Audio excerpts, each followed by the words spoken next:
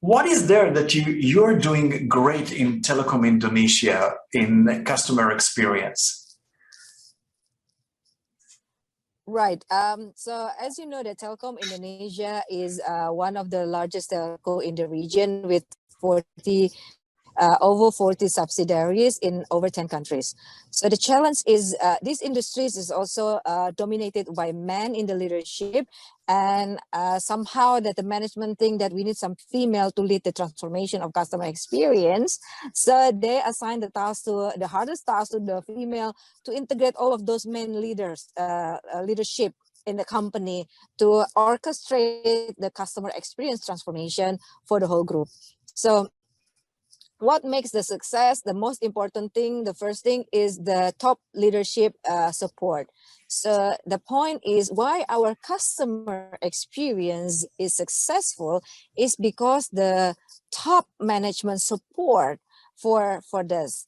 And then what I did is we create the single vision, which is creating a wow, delivering wow customer experience supported by digitized enterprise. So vision is very important.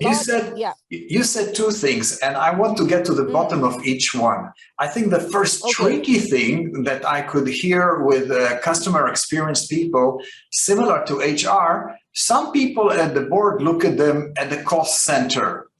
Yes. And you broke this. You created the toughest thing is to get to leadership alignment. Now, how do you do that? How do you get them to support you so much and give you the budgets? Because usually they say, hey, prove it to me, prove it to me, prove it to me. How did you manage to get all the leaders aligned under your leadership? Right. So do you know what is the biggest motivation in human life? For me, it's love. What about you? Exactly. So I use that. So I use love and fear. First is love. So I use their love to the company, their love to the family, their love to the customer to get them to support about the CX initiative. And I combine it with fear. I tell them that if we don't change, if we don't transform, then this company, what you love, you will lose it. Because the competitors, the technology will overrule your business, so the company will no longer exist. So you will lose your love company. So number one is love and fear and alignment.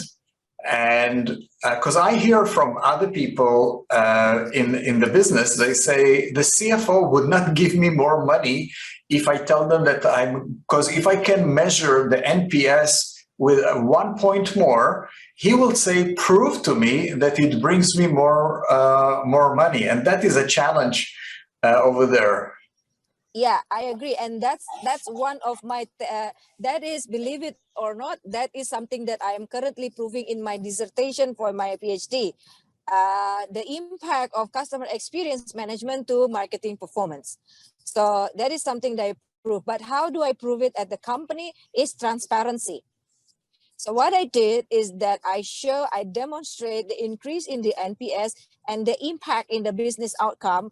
And I build a dashboard so that the CFO, the CEO can monitor and track the progress of NPS improvement with the business outcome improvement.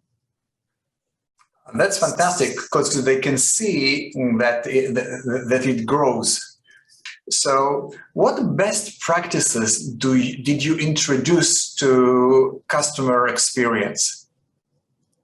I think the best practice that we should do is that we should, as a CX professional, that we should do is, first of all, we need to get a buy-in from the CEO.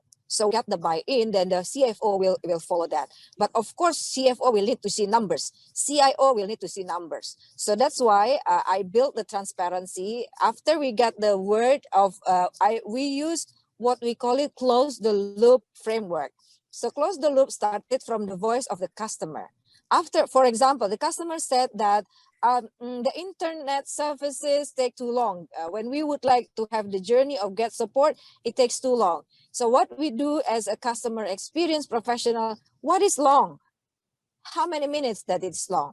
So for example, they feel like it's too long on the social media responses. We need to measure, we need to ask CIO, what is the average number of the duration of support in the social media? Assuming it's set that 52%, right? 52 minutes.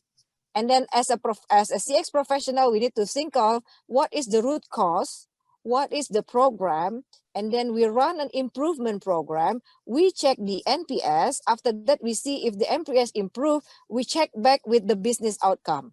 Is the business outcome aligned with the increase in the operational performance and also in the NPS? And then we can demonstrate that part of that is contributed. We have some measurement. We can look at some benchmark in the industry. Part of that is contributed to CX. But the best way is doing it transparently, because without transparency, they won't believe it. I mean, like, we can do a lot of crunching numbers, a lot of business model, a lot of analyticals, but if we don't demonstrate it to them, they won't believe it. But if we show them, if they don't believe it, they need to come up with another formula, another model, right? But if they don't have it, they will believe it, right? So you have an online model that is updated automatically, and it's spread around for the CIO, the CFO, and others to see it. Yes, so we have a dashboard that demonstrates the impact, the voice of the customer in the NPS, the impact in the operational outcome, and the impact in the revenue, that the board of directors can see it in real time. Fantastic.